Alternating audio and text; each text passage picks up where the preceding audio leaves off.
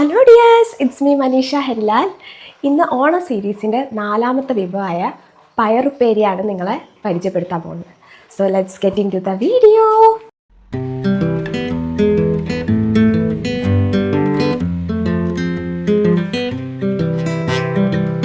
പൊതുവേ ഓണത്തിന് നമ്മളെ ഏറ്റവും കൂടുതൽ കണ്ടിട്ടുള്ളത് ക്യാബേജ് ഉപ്പേരിയാണ്.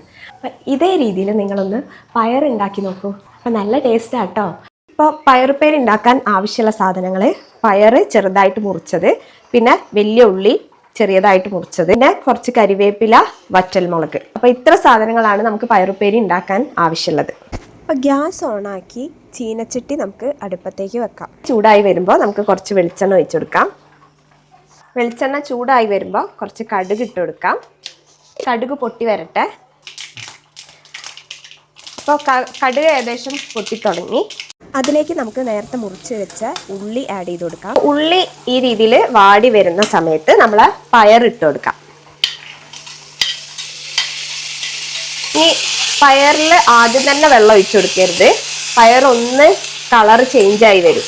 അപ്പോൾ ആ ചേഞ്ചായി വരുന്ന സമയത്താണ് നമ്മൾ ഉപ്പിട്ട് വെള്ളം ഒഴിച്ചു കൊടുക്കാൻ പാടുള്ളൂ.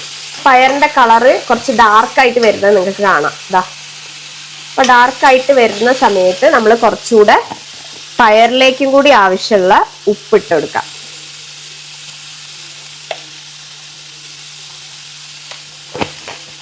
ഇതൊരു 2 മിനിറ്റ് ഒന്ന് ജസ്റ്റ് ഒന്ന് ചൂടായ ശേഷം ഇനി പയറ് വേവാൻ ആവശ്യമുള്ള വെള്ളം നമ്മൾ ഒഴിച്ചെടുക്കാം. ഈ ചീനച്ചട്ടി ഒന്ന് നമുക്ക് അടച്ച് വെച്ച് ഒന്ന് വേവിക്കാം. അപ്പോൾ നല്ല ഹൈ ഫ്ലെയിമിൽ വേവിക്കരുത്, നമ്മളൊന്ന് സിമ്മാക്കി കൊടുക്കാം. അപ്പോൾ പയറുപ്പേരി ഏകദേശം ഡ്രൈ ആയിട്ട് വന്നിട്ടുണ്ട്. ഈ സമയമാകുമ്പോൾ നമുക്ക് ഇത് ഓഫാക്കാം. അപ്പോൾ നമ്മളെ പയറുപ്പേരി റെഡിയായി. അപ്പോൾ അതൊന്ന് അമർത്തി വെക്കാം കേട്ടോ. അപ്പോൾ ഒന്നുകൂടെ നല്ല സെറ്റാവും. ചില സമയത്ത് നമ്മൾ തേങ്ങ ആഡ് ചെയ്യാറുണ്ട്. ഉള്ളി ഉണ്ടാവുമ്പോൾ തേങ്ങ ആഡ് ചെയ്യുന്നതിനെക്കാട്ടി രസം ആഡ് ചെയ്യാത്തതാണ്. അപ്പോൾ ഇത്രയേ ഉള്ളൂ നമ്മൾ സിമ്പിൾ ആൻഡ് ടേസ്റ്റി ആയിട്ടുള്ള പയറുപ്പേരി. നിങ്ങളുടെ വീട്ടിൽ പച്ചക്കറി കഴിക്കാൻ ഇഷ്ടമില്ലാത്ത ആൾക്കാരാണെന്നുണ്ടെങ്കിൽ ഇതേ രീതിയിലൊന്ന് ഉപ്പേരി ഉണ്ടാക്കി നോക്കൂ. ഓണ സീരീസിലെ 5ാമത്തെ ഡിഷായിട്ട് ഞാൻ നാളെ തന്നെ എത്തും. സോ അതുവരെ ഓക്കെ ദെൻ ബൈ.